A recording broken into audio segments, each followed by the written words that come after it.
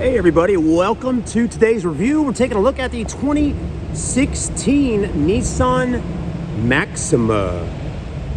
This one's an SL package. Good looking, by the way. Man, what a beautiful sedan. That's right, folks. Full four-door in size. We're going to walk around it, take a look at her, and see what she's all about. As always, I'll show you the condition of this Maxima. And if you're interested in it after watching the review, make sure to head over to grandstrandauto.com to get all the specs, details, pricing, and financing information if you want to go that route. I will pop through and on the video here and kind of give you a few little, tips as we move around. And, if you're looking to buy a car for the first time, I know there's a lot of first-time buyers out there, so I always kind of tap on some of that stuff. But if you're a first-time viewer of the reviews or my videos on YouTube with Carolina car videos, well, welcome. And yeah, the whole gist of the review is to really mostly just show you the actual condition of the car. Again, I'm not a certified mechanic of any sorts, just a guy that's been selling cars since about 2001 and been doing videos since 2011. So I got a lot of time and effort in doing that. And I just enjoy kind of walking around it, letting you see the car. And if I see dents, stings, scratches, or imperfections, or if I know of something going on with the car, I will let you know in the video. So that's the point of it. And hopefully at the end of the day, you'll have a good video here to be able to make a better decision on if you want to buy it. And I'll give you the kind of history of the car somewhat as we got it here at our store. This one was a trade-in. Customers actually traded in on a beautiful Chevrolet Tahoe from us.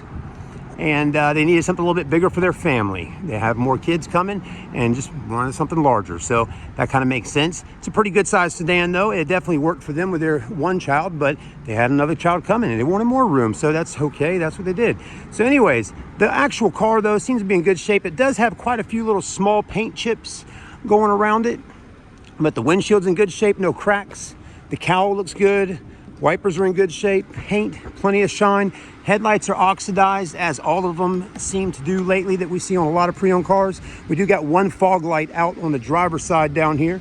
Don't know if it's out just due to bad lights or maybe some kind of wiring thing, but the light bulb is out down there. We do got some LEDs in here, but the whole front end of the car seems to be in good shape. No major dents or scratches or dings up there. Some of the wheels do have some curb marks, as you can see. Tires are pretty good in rubber. You won't probably be seeing a new set of tires on this one because they seem to pass inspection, so they look good. I like the black on the mirrors with the LEDs and the white. So it's a nice two-tone contrast, especially how Nissan did it. The black does definitely over time start to get some kind of, discoloration in there because it's kind of like a hard plastic, but you can always go through and wax it. This looks really nice. I think this is actually a piece of glass right here. You can't see through it, but I think that might be glass. And then, yeah, they put you a nice glass roof up top going all the way back. And I love it, again, how it's got that black. I would have liked to see black right in here as well. They did it like that. But you'll notice there's paint chips here and a couple of different little spots. And it's not just this car. I've seen that on quite a few Nissans and other brands out there where they start chipping off like that. A lot of times it doesn't have to do with it being repainted in a body shop or anything like that. You might think it might have been an accident. A lot of times it just happens due to the factory not prepping it properly, somewhere around those lines. But anyways, the actual body of the car looks good, as you can see. Front wheel right there looks good. No curb marks on this side. So these two wheels on the passenger side look fantastic. The two driver's side rims do have some road rash. Taillights look good. I love these big taillights. Definitely has this Japanese look of the car with all these body lines and sharp angles and things like that. Kind of reminds you of a sword, samurai. I think the Japanese, they always seem to kind of put that into their vehicles, these sharp lines. It gives it that Japanese look. And Americans always are a little more boxy, more rounded off. But anyways, the only little condition issue you'll notice on the inside, on this side right here on passenger front, door panel looks good, no issues there. You got blind spot monitoring right here on the plastic, not in the mirror, but right there, how they started doing it back in the day. But you do got a little crack right here on the Maxima logo, but it does light up at night with indigo lighting. But all that looks good. I'd get some type of protective film or something to put here because that probably could get worn out over time, but the dash looks good. Passenger seat looks fine, no rips, no tears. Okay, just moving a little quick. You do got the factory floor mats and you do got power seats on both driver passenger side, and we do got tinted windows all the way around. It matches up nice. This door panel looks good. This is fine, just a little bit of water in here. I always, folks, just a little tip I'm going to give you while we're going around the car real quickly. Let me pull it out of my magical rabbit's hat, or whatever you just playing around, the magician's hat. Anyways, this is the magician's box today on the review. Getting a little cleaning stuff. Check this out, folks. This is a magic eraser. Holy moly, that fell. That was kind of quick. Anyways, wasn't on there properly. Let's do that right there. Okay, anyways, magic eraser. Started using one of these about 2 weeks ago. This thing freaking does an awesome job.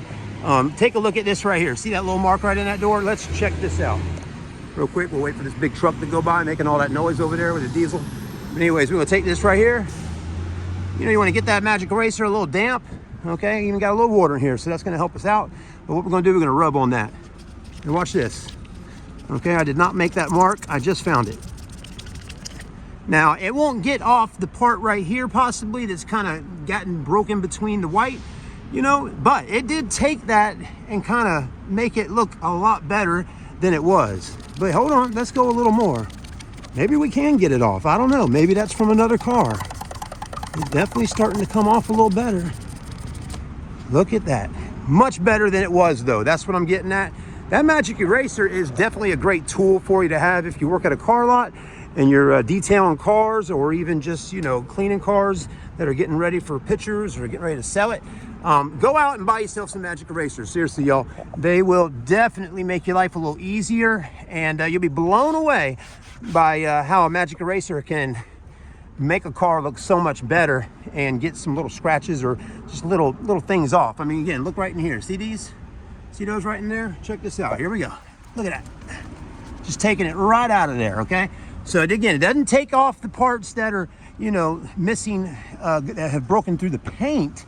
But what it does do is it's taken off the scuffs or anything that's transferred from another car, the other color. So just want to point that out. You can also use it on leather interior, but I suggest you get a couple of these. You don't want to, you know, hit the wheels and the body and dirty things and then come in and hit a tan interior, because then you'll be transferring your dirt off that magic eraser onto this. But back seats look good. Okay, not bad at all. Good shape. Armrest looks good. But again, folks, here, my magic eraser's not that dirty, so I'll flip to the other side real quick. Check this out. Got a little discoloration, something right there. Just wipe it. And look at that. It's starting to take it right on off of there. We'll find something as we go along. But again, it will definitely make things look so much better. Even a little bit of dirt right there. Took it right on off of there, okay? I'm not saying you shouldn't get a little soap and water and do it that way, but again, if you're on the move quick, trying to get a little scuff off the door or something like that, this car had a few of those. I made it look so much better at the end of the day. This area looks good, nice and clean. You got the back seats drop down. You do have a spare tire. We do got a backup camera, dual exhaust, backup sensors, all that good stuff. So this is a very clean car. It's probably going to be one that's, you know, priced pretty aggressively to move quickly, because it was a trade-in. And a lot of times I love getting trade-ins because we can kind of meet the owners of the car, ask them some questions, you know, see what they, you know, what they may have did to the car while owning it. You know, I can't really do that all the time with a vehicle that you buy at an auction, but a trade-in can be some of the best sometimes because you can find out the story of the vehicle. For example, the guy that owned this car was a rather large guy. I'm not saying he was like fat, like that kind of large, but he was a tall man, very big man, big boned and big man, and had a, you know, he was a little bit bigger than myself here. And with that being said, that understands why, you know, we got a little bit of maybe some rippage and things in the seats, because again, the larger a person is, it definitely it's going to wear a lot faster on these leather seats over time. So again, that kind of plays into that and gives me an idea. Okay, you know, there you go. If you had, you know, Granny Smith, a little old lady in the car, and you know, she wasn't but you know, 80 pounds, you know, we don't have to worry about those seats so much getting worn out, because little Granny don't weigh much. She's not really putting a whole lot of wearage on the seats or anything, because she just doesn't weigh a whole lot, you know. And that's the truth, you know. The lighter you are, the less wear and tear you're going to put on leather or seats in general. So anyways, that's the only seat in the car that's got really some rips in it is this driver one. And other than that, it wouldn't really bother me too much if I bought the car. I'd get them fixed and go from there. But I love the interior, very clean, very sporty. Got all the buttons like a Japanese Honda does or a Nissan has. You know, like they all got a lot of buttons. All these Japanese cars, they put tons of buttons on them. But now in 2025, will tell you that the Japanese, they are kind of starting to get with the plan of making less buttons and more screens, which is definitely starting to seem a little bit more futuristic.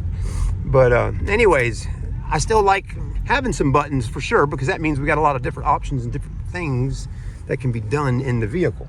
This one's got heated seats up front.